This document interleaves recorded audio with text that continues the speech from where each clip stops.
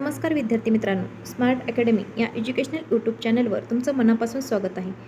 आज आपण बघणार आहोत बघा मराठी पेडागॉजीचे 30 प्रश्न म्हणजे मॉक टेस्ट घेणार आहोत. म्हणजे तुमचा अभ्यास चेक करण्यासाठी तुम्ही काय करा, ही टेस्ट सर्वांनी द्या आणि तुमच्या मित्रमैत्रिणींपर्यंत हा व्हिडिओ काय करायचा आहे, शेअर करायचा आहे. बघा तुमचे टेस्ट दिल्यामुळे तुम्हाला तुमचे कळेल की चुका किती होतात, किती तुमचे प्रश्न 30पैकी तुम्हाला किती मार्क्स मिळतात. म्हणजे हा टेस्ट सराव आहे. 15च प्रश्न तुमच्या पेपरमध्ये असतात, पण तुमच्या 30 प्रश्नांची जर तयारी झाली व 30 प्रश्न तुमच्या डोळ्यासमोरून गेले तर तुम्हाला अधिक फायदा होणार आहे आउट ऑफ मार्क घेण्यासाठी. 15पैकी 15 तुम्हाला पेडागॉजीला मिळालेच पाहिजेत.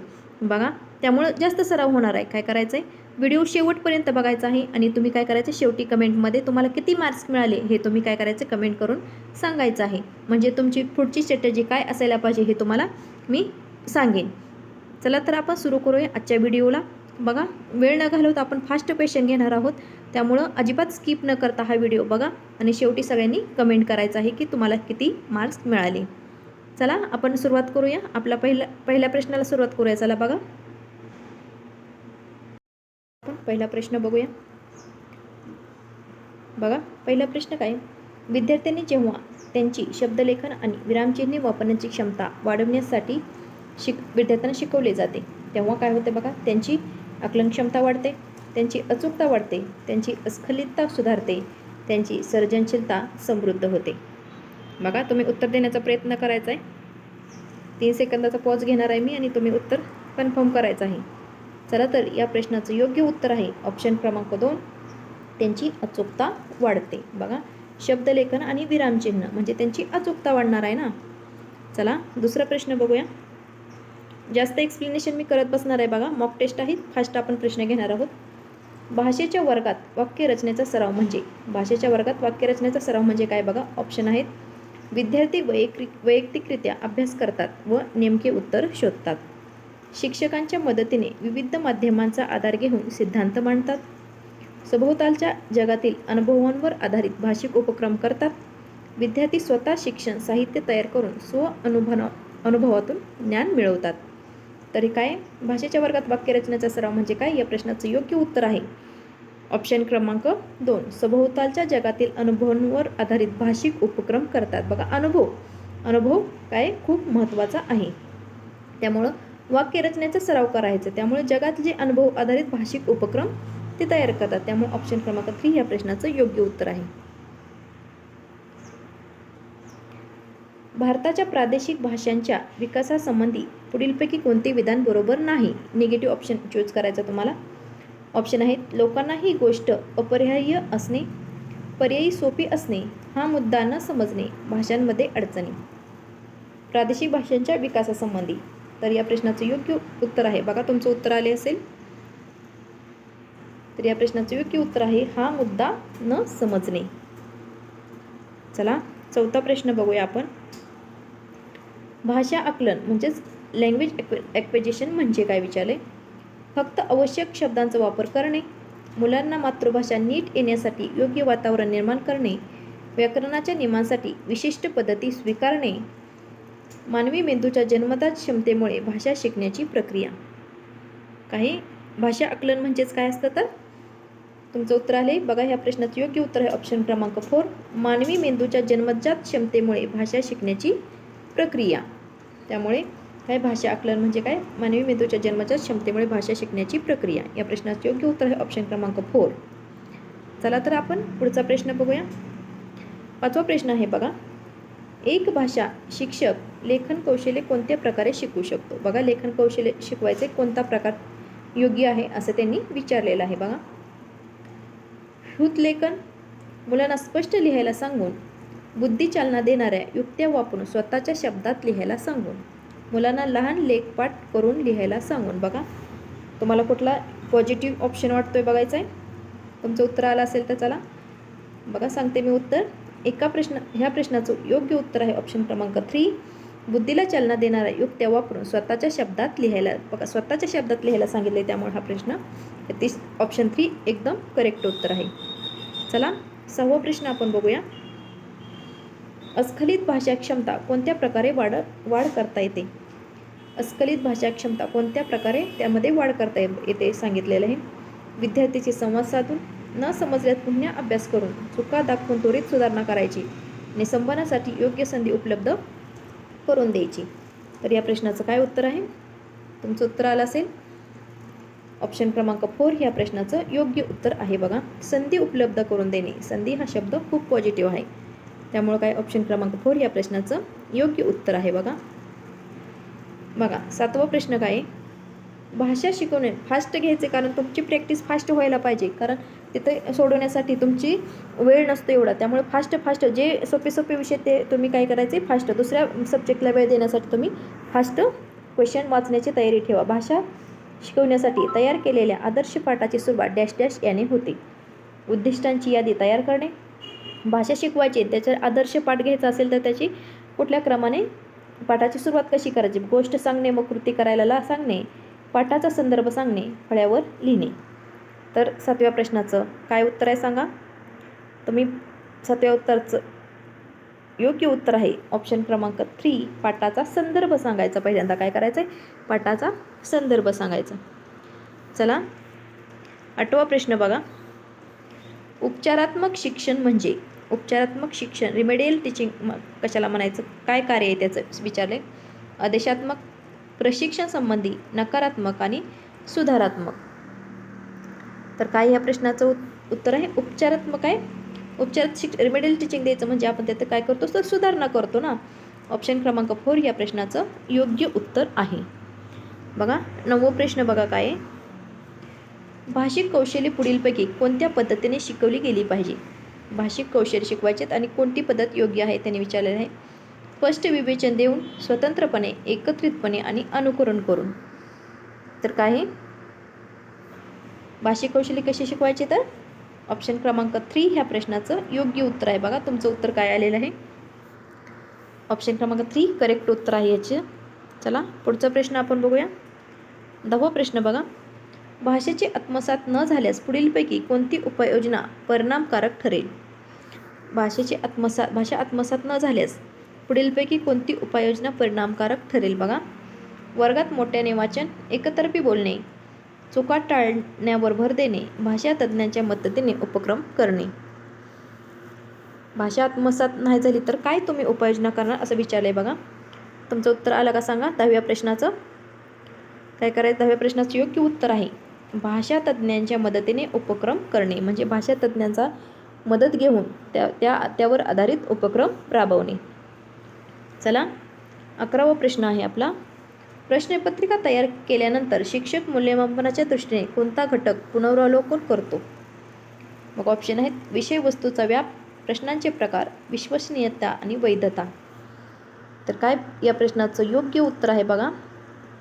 उत्तर देण्याचा प्रयत्न करायचा सर्वांनी. याचं योग्य उत्तर आहे वैधता. चला 12वा प्रश्न बघा काय. पुढीलपैकी कोणती बात वाचन क्षमतेत येत नाही विचारले बघा. वाचन क्षमतेमध्ये येत नाही. अक्षर व शब्द ओळखणे, वर्णविन्यास सातत्य, वाचनाची गती व उच्चार, शब्द व विचारांची समज. तर 12व्या प्रश्नाचं काय उत्तर आहे? तुमचं उत्तर आलं का बघा. 12व्या प्रश्नाचं योग्य उत्तर आहे ऑप्शन क्रमांक 2 वर्णविन्यासात सातत्य. चला 13वा प्रश्न बघा. भाषेच्या एकत्मतेच्या संदर्भात पुढीलपैकी कोणते विधान चुकीचे आहे. चुकीचे विचारलं आहे बघा विधान. ऑप्शन आहेत प्रत्येक भाषेची स्वतःची रचना असते, भाषांचा संबंध संस्कृती आणि समाजाशी असतो, भाषा प्रवास सहजतेकडून गुंतागुंतीकडे असतो, भाषा प्रवास संयोगाकडून विश्लेषणाकडे असतो. बघा 13व्या प्रश्नात तुमचं उत्तर काय आलं? काय एकात्मते सांगितलंय, त्यामुळे ऑप्शन क्रमांक 3 ह्या प्रश्नाचं योग्य उत्तर आहे बघा.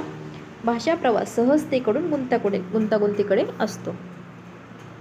हे काय चुकीचं विधान आहे. भाषा प्रवास काय सहजतेकडून गुंतागुंतीकडे चुकीचं विधान विचारले, त्यामुळे ऑप्शन क्रमांक 3 ह्या प्रश्नाचं योग्य उत्तर आहे. चला 14वा प्रश्न बघा. वर्गातील पुढीलपैकी कोणता उपक्रम मौखिक भाषा विकासास उपयुक्त ठरतो. मौखिक भाषा विकासास उपयुक्त ठरतो विचारले.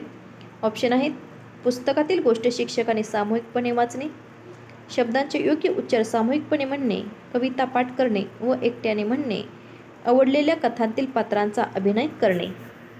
14व्या प्रश्नाचं उत्तर सांगायचं आहे बघा. मौखिक भाषेचा विकासास उपयुक्त काय आहे? मौखिक भाषा काय? आवडल्या कथांतील पात्रांचा अभिनय करायचा आहे. त्यामुळे काय होणार आहे? मौखिक भाषा तुमचा विकास होणार आहे. ऑप्शन क्रमांक 4 ह्या प्रश्नाचं योग्य उत्तर आहे बघा 14व्या प्रश्नाचं. 15वा प्रश्न बघा काय? जलद वाचनाचे उद्दिष्ट कोणते?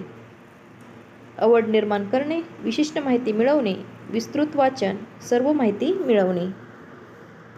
जलद वाचन करायचं म्हणजे काय करायचं तर ऑप्शन क्रमांक 2 ह्या प्रश्नाचं योग्य उत्तर आहे विशिष्ट माहिती मिळवायची. चला 16वा प्रश्न बघा. प्राथमिक शाळेतील विद्यार्थ्यांची उच्चार क्षमता आणि श्रवण क्षमता वाढवण्यासाठी पुढीलपैकी कोणती उपाययोजना योग्य ठरेल? काय करायचं? उच्चार क्षमता आणि श्रवण क्षमता वाढवायचे. गोष्ट सांगून मजकूर लिहायला लावणे, कविता म्हणणे आणि भाषा प्रयोगाचा वापर करायला लावणे, अभिनय करायला व वर्तमानपत्र वाचन सांगणे, अभिनय आणि संभाषण करायला लावायचं. काय करायचं बघा? उच्चार क्षमता आणि श्रवण क्षमता काय करायचे?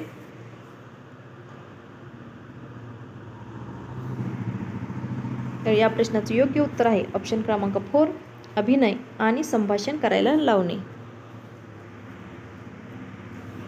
बघा असेच बरेच तुम्हाला प्रश्न उत्तर वेगवेगळे वाटतील पण उत्तर त्यामुळे आपल्याला पॉझिटिव्ह एकदम जो पॉझिटिव्ह वाटतोय तोच चूज करायचा आहे. तुम्हाला सगळे पर्याय सेमच वाटतात CET मध्ये बघा. त्यामुळं अभ्यास तुमचा एकदम परफेक्ट पाहिजे. 17वा प्रश्न बघा. भाषा शिक्षणात उपचारात्मक शिक्षणाचे उद्दिष्ट काय? विद्यार्थ्याच्या प्राथमिक चुका दुरुस्त करणे, माहिती किंवा ज्ञान समजल्यामुळे होणाऱ्या चुका सुधारणे, विद्यार्थ्याच्या आत्मविश्वासात वाढ करणे आणि वरील सर्व. काय? उपचारात्मक शिक्षण उद्दिष्ट काय असतं तर विद्यार्थ्याच्या प्राथमिक चुका दुरुस्त करणे, माहिती किंवा ज्ञान न समजल्यामुळे होणाऱ्या चुका दुरुस्त सुधारणे, विद्यार्थ्याच्या आत्मविश्वासात वाढ करणे. तर या प्रश्नाचं योग्य उत्तर आहे ऑप्शन क्रमांक 4 वरील सर्वच येणार आहे. उपचारात्मक शिक्षणामध्ये काय करायचं? मुलांच्या विद्यार्थ्याच्या प्राथमिक चुका ज्या होत आहेत ते काय करायच्या? दुरुस्त करायच्या आहेत. माहिती किंवा ज्ञान न समजल्यामुळे होणाऱ्या चुकासुद्धा सुधारायच्या आहेत त्यांच्या आणि विद्यार्थ्याचा आत्मविश्वाससुद्धा वाढवायचा आहे. बघा 18वा प्रश्न काय आहे बघा. भाषेची सर्वसाधारण समज तपासण्यासाठी कोणत्या प्रकारचे प्रश्न अधिक उपयुक्त ठरतात? बघा भाषेची सर्वसाधारण समज तपासण्यासाठी कोणत्या प्रकारचे प्रश्न अधिक उपयुक्त ठरतात? अति लघुत्तर, दीर्घोत्तर प्रश्न, निवडात्मक प्रश्न आणि वस्तुनिष्ठ व बहुपर्यायी प्रश्न. सर्वाधिक समज भाषेची सर्वसाधारण समज समजण्यासाठी कोणते प्रश्न उपयोगी ठरतात तर बघा उत्तर आलं का तुमचं? या प्रश्नाचं योग्य उत्तर आहे वस्तुनिष्ठ व बहुपर्यायी प्रश्न. चला 19वा प्रश्न बघा. डॅश डॅश भाषा निसर्गाच्या नैसर्गिक जन्माला येतात. हे विधान कुणाचे आहे? बघा जीन पियाचे, चॉम्स्की, वायगोत्स्की आणि पॅवलॉव. या प्रश्नाचं बघा योग्य उत्तर आहे. काय आलं तुमचं उत्तर? या प्रश्नाचं योग्य उत्तर आहे ऑप्शन क्रमांक 2 चॉम्स्की. चला 20वा प्रश्न काय आहे बघा. हिंदी भाषक प्रदेशातील एका मुलीने मराठी प्रदेशात येऊन मराठी भाषा बोलताना चुका केल्या. शिक्षकांनी त्या मुलीसाठी कोणते विधान योग्य ठरले? त्या मुलीसाठी कोणतं विधान योग्य ठरेल असं त्यांनी विचारलं आहे. तिच्या चुका वारंवार निदर्शनात आणून देणे, तिला भाषा वापरण्याची जास्त संधी उपलब्ध करून देणे, तिला रोज अर्धा तास भाषेचा सराव करायला सांगणे, भाषेच्या वापरात तिच्या मातृभाषेचा प्रभाव नाकारणे. बघा 20वा प्रश्न काय आहे. हिंदी भाषक प्रदेशातील एका मुलीने मराठी प्रदेशात येऊन मराठी भाषा बोलताना चुका केल्या. शिक्षकांनी मुलीसाठी कोणतं विधान योग्य ठरेल सांगितलं आहे बघा. तिच्या चुका वारंवार निदर्शनास आणून देणे, तिला भाषा वापरण्याची जास्त संधी उपलब्ध करून देणे, तिला रोज अर्धा तास भाषेचा सराव करायला सांगणे, भाषेच्या वापरात तिच्या मातृभाषेचा प्रभाव नाकारणे. तर या प्रश्नाचं बघा तुमचं उत्तर काय आले?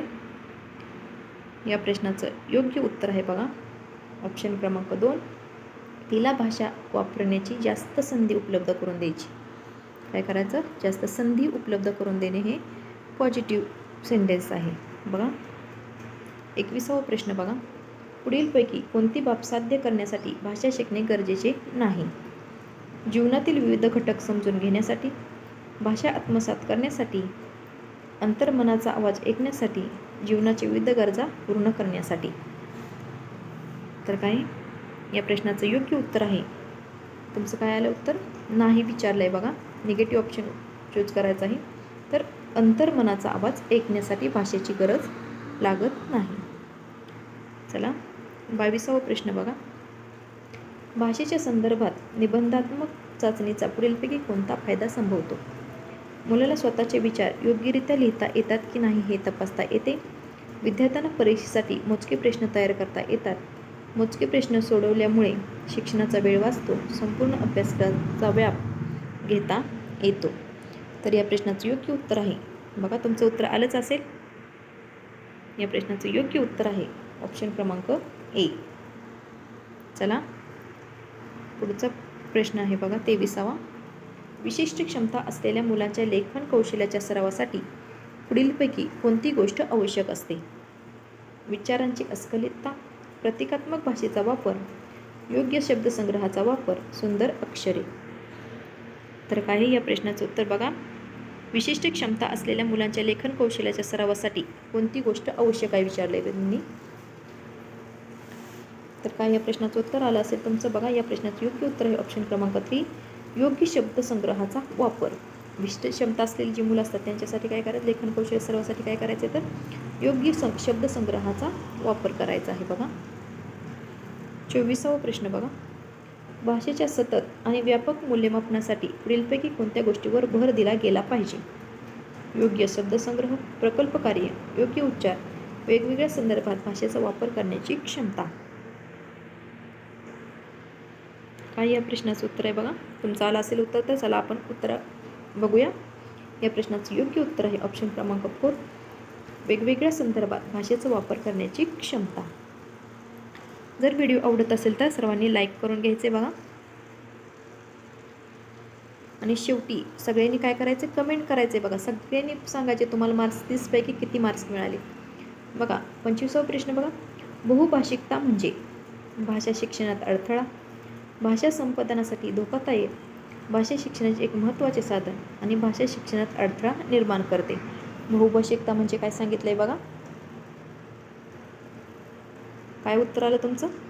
काय तर भाषा शिक्षणाचे एक महत्त्वाचे साधन आहे. बहुभाषिकता म्हणजे भाषा शिक्षणाचे ते एक आहे, एक महत्त्वाचं साधन आहे. चला 26वा प्रश्न बघा. भाषेचे प्राथमिक रूप म्हणजे काय असतात? संकेत भाषा, व्याकरण, लिखित भाषा आणि मौखिक भाषा. प्रथम आपण कशी भाषा शिकतो? भाषेचे प्राथमिक रूप म्हणजे काय असतं, तर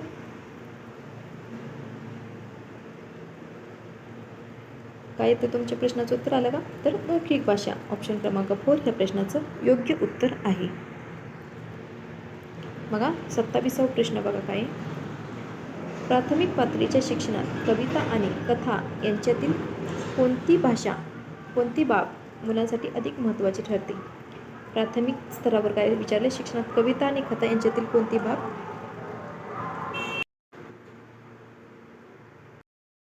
बघा ऑप्शन आहेत. ती मूल्य शिक्षण देणारी असली पाहिजे, शब्दसंग्रहाच्या दृष्टीने समृद्ध असली पाहिजे, महत्त्वाची नावे उदाहरणे पुन्हा पुन्हा असली पाहिजे, कथा कविता या महत्त्वाच्या लेखकांच्या असाव्यात. या प्रश्नाचं योग्य उत्तर आहे ऑप्शन क्रमांक 2. तुमचं उत्तर आलं आहे ऑप्शन क्रमांक 2 बघा. शब्दसंग्रहाच्या दृष्टीने समृद्ध असली पाहिजे. चला पुढचा प्रश्न बघूया. भाषा शिक्षणात व्याकरण शिकवण्याचे पुढीलपैकी कोणते गृहीत धरले जाते? अचूकता, भाषेतील ओघ, संख्यागणन, साक्षरता. बघा या प्रश्नाचं तुमचं उत्तर आलं का बघा. या प्रश्नाचं योग्य उत्तर आहे ऑप्शन क्रमांक 1 अचूकता. चला पुढचा प्रश्न आपण बघूया. लेखन प्रक्रियेत पुढीलपैकी कोणती बाब समाविष्ट असते? कथा विचार, कल्पकता, योग्य विरामचिन्हाचा वापर, उत्तम शब्दसंग्रह. लेखन प्रक्रियेत विचारलं आहे क्रमांक 2 कल्पकता. बघा पुढचा प्रश्न आपण बघूया. 30वा प्रश्न काय बघा. भाषेचे मूल्यमापन करताना पुढीलपैकी कोणते उद्दिष्ट असते? विद्यार्थ्याच्या चुका शोधणे, पुढील इयत्तेत जाण्यासाठी विद्यार्थ्यांना वर्गीकरण, विद्यार्थ्यांची कामगिरी तपासणे, शिक्षणातील त्रुटी शोधणे व त्यावर उपाय करणे. बघा तुमचं उत्तर आले असेल. मूल्यमापन विचारले, भाषेचे मूल्यमापन करताना कोणतं उद्दिष्ट तुम्ही लक्षात ठेवायचं. तर काय करायचं, या प्रश्नाचं योग्य उत्तर आहे ऑप्शन क्रमांक 4, शिक्षणातील त्रुटी शोधणे व त्यावर उपाययोजना करणे. बघा अशा प्रकारे आज आपण 30 प्रश्न बघितलेले आहेत. त्यापैकी तुम्हाला किती मार्क पडले ते तुम्ही कमेंट बॉक्समध्ये कमेंट करायचं आहे. आणि प्रश्नांचा जास्तीत जास्त सराव करा. पेपर जवळ आलेले आहेत. सर्वांनी जास्त प्रश्नांचा सराव करा, प्रॅक्टिस करा, मॉक टेस्ट द्या, प्रश्न सोडवा, 150 मार्काचे टाईम लावून प्रश्न सोडवण्याची प्रॅक्टिस करा. अशा पद्धतीने जर तुम्ही केलं तर तुम्हाला पास होण्यापासून तुमचं टाईमचं पण मॅनेजमेंट होईल आणि तुम्हाला प्रश्न कसे असतात, कसे येतात ते सुद्धा समजेल. त्यामुळे काय करायचं, दररोज एक तरी मॉक टेस्ट द्या. त्यामुळं तुमचा प्रश्नांचा जास्तीत जास्त सराव होणार आहे. डोळ्याखालून प्रश्न गेले म्हणजे तुम्हाला त्याबद्दल थोडक्यात तर थोडी तरी माहिती मिळते, किंवा आपण एखादा प्रश्न चुकला तर त्यावर ॲनालिसिस करतो ना, तेव्हा तो समजणार आहे आणि तिथं तुम्हाला जास्त अडचण येणार नाही. शब्द कसे फिरवून कुठल्या पद्धतीचे प्रश्न शब्द विचारतात CTTमध्ये तेच तुम्हाला समजेल. अशा पद्धतीने आज आपण काय केले, 30 प्रश्न बघितलेले आहेत. जर तुम्हाला हा व्हिडिओ आवडला असेल तर काय करायचं आहे, लाईक करायचं आहे आणि शेअर जास्तीत जास्त मित्रांपर्यंत शेअर करा. सर्वांनाच याचा फायदा होईल. चला तर आज आपण इथेच थांबूया. धन्यवाद.